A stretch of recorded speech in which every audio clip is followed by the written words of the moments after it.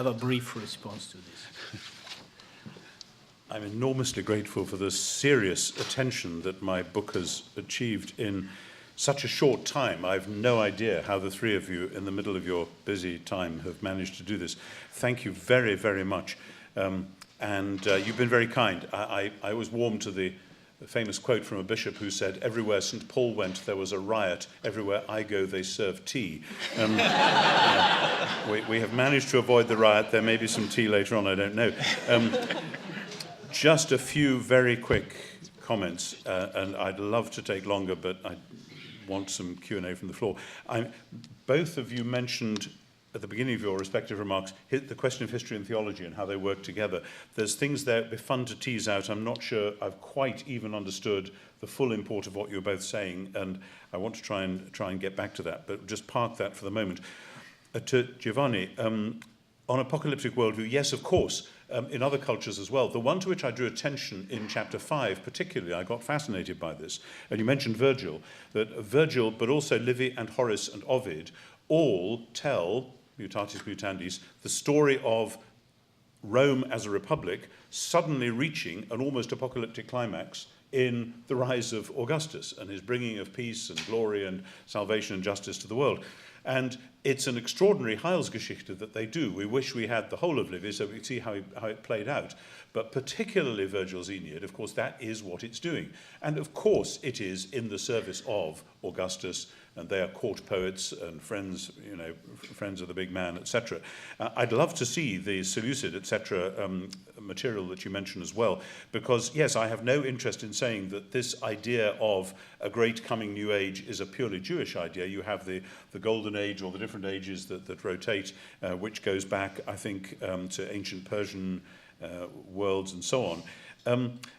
And you rightly say that for Second Temple Judaism and for Paul, their particular way of doing this is to re-inhabit the Exodus narrative and say, we want that again, any more so, and all sorts of other things. And particularly I'm interested in Daniel 9, and I highlight this in chapter 2, Daniel 9, which says that the exile won't last for 70 years, but for 490 years, 70 times 7, and the way in which we can see Jewish groups and writers calculating when that was going to happen.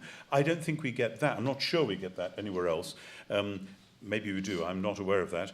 And so it seems to me that, yes, there are parallels, but the notion, I think that, it's hard to say this, the specifically Jewish way of doing hope. When I was writing chapter 11, I looked in the Oxford Classical Dictionary to see if there was an article on either hope or eschatology, and there wasn't.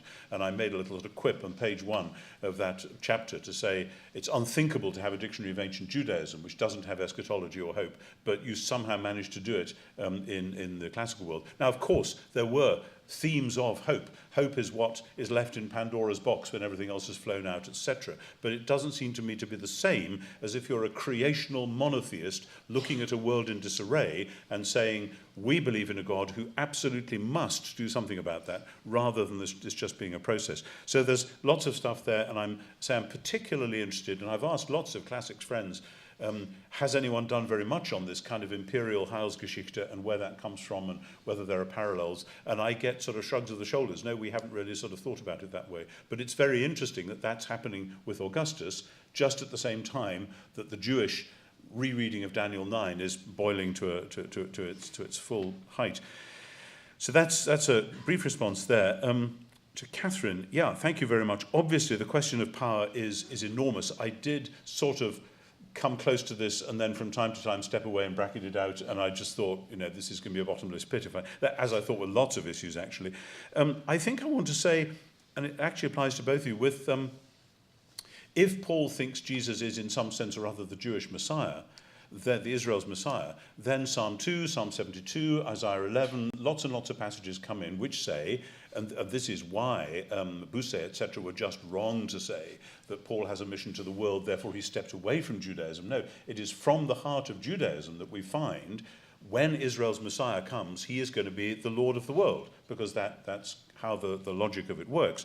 But what Paul then does, I think, is radically to deconstruct say the dashing in pieces like a potter's vessel that you find in Psalm 2. So that when Psalm 2 is used in the New Testament, as it is frequently, you don't get the violent stuff which you get in other Second Temple rereadings of Psalm 2, for instance, in Psalms of Solomon 17, and so on. And the trouble with this is that it's not quite clear to me how Paul could say what he wants to say without somebody accusing him of either manipulation or power or whatever. And obviously that's happened. People have read 2 Corinthians like that, particularly. I'm thinking of Graham Shaw, The Cost of Authority, and others. And it seems to me in Philippians 2, there is always a danger of parody. I think in Philippians 2, is building on Peter Oakes and other readers of that passage, that Paul has told the story of Jesus in such a way as to say this is the real story and Caesar is a parody of that. But of course, if you do that, in order to have parody, you have to create parallel. That's how the literary thing works. But if you create parallel, yes, it's always then possible, this is response to your line about Constantine as well, for somebody in another generation to say, oh, Jesus is in charge of the world. Isn't that good? We know how that ought to work. We'll send in the tanks and we'll be doing Jesus' business. And I think Paul would be saying, excuse me, you haven't actually read the heart of that poem, which is Thanatou Distauru, Philippians 2:6b, the death of the cross. That is the thing. And so I think Paul would respond that all power is radically redefined through the cross. But it is still power. I mean, it seems to me in Paul, in the New Testament, in the Jewish world, there's nothing wrong with power. The wrong thing is in the abuse of power, to manipulate, to force, to harm, etc. And my key point with Philemon, and I'm really glad for the to and fro there, was the difference between Paul's letter to Philemon and Pliny's letter to Sabinianus. And those differences are absolutely fascinating. And certainly in Pliny remains on the top of the pile. He's giving orders, and the unnamed freedman is still just a blob at the end of the line. And I actually think I would push back against you saying Onesimus is an object, not a person. He is a beloved brother. He is my own heart, my own splankner, my deepest emotions. He is my son whom I have begotten in my bonds. Sounds to me like he's a person. I mean, okay, he's being discussed, but that is in the nature of the case. If you're going to write to a second person about a third person, and Onesimus, it seems, is taking the letter. So I think there's a very interesting thing going on there. And yeah, there is a sort of egalitarianism, but we have to beware when we say that word, lest we import obviously contemporary ideas of what egalitarianism might mean, because the passages you cite from Galatians 3 and Acts 2 are, of course, directly dependent on messianic eschatology that's going on in Galatians 3 and particularly in Acts 2, where precisely Psalm 2 comes up again and again. So there's big questions there, but it's exactly this sort of engagement which I was kind of hoping for, so I'm very, very glad of it. Very briefly, Matthew, thank you. Yes, funny, when I have seminars in St Andrews, somebody, usually Alan Torrance, will tell me that I'm sounding more like Karl Barth than I thought I would. That may be. Sooner or later, I intend to read Barth. You know, Leslie Newbegin read Karl Barth's Church Dogmatics when he was on his way back overland from India to England. Took months over it and had volumes of the Dogmatics shipped out to where he was going to be, and he was sitting on buses and trains and so on. Maybe in my retirement, that's what I'll do. But yeah, that may be. Barth is more, and I think, I mean, there are two different antitheses, and I may have confused them in what I said. There's the Enlightenment antithesis, where religion concerns a sort of upstairs deist world and politics and real society is down here. And that's a different antithesis from the religion versus revelation thing, which in some Barthian scholarship is what you find, and I quote at the beginning of that chapter. Lots to go on with there. But your last question is a very good one, obviously. If this stuff binds us together, why should doctrine divide us, to put it crudely? You had it more nuanced than that, but I think that's sort of it.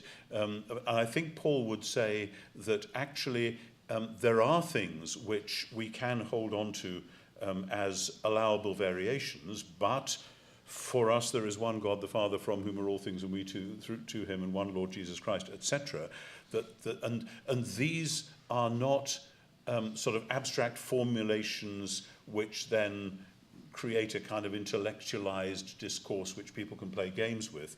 These actually go to the heart of the praying life of the church, and actually it is about prayer, as I say right at the end of the book.